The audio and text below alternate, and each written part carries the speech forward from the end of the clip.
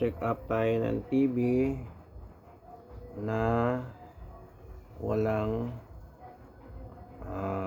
video, walang sound, kundi dark area lang sa screen, at saka yung umiilaw lang yung backlight. Saksak natin. Pak. Ayan. Naririnig ko na yung high pitch sounds ng nag-uusulit yung power supply. Ayan, naka-red siya ang light.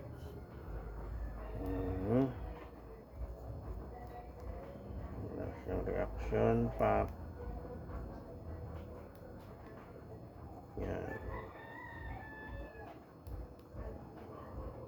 Ayan, umilaw yung raster, ay yung backlight.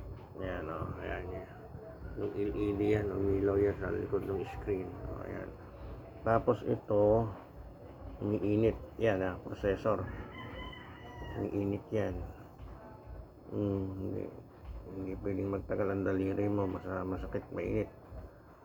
So either may shorted sa paligid or yung mismong microprocessor ang sira.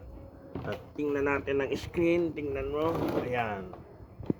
Ayan, dark, at yung gilid lang ang mayroong raster na malabo. Ayan, yung gitna dark. Yan, nasira niyan. So pag ganito, automatic yan, screen panel sira. At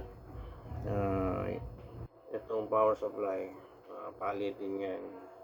Hindi na kailangan pagtagalin kasi sayang ang oras. Mabilis ang diagnose. Okay, thank you very big.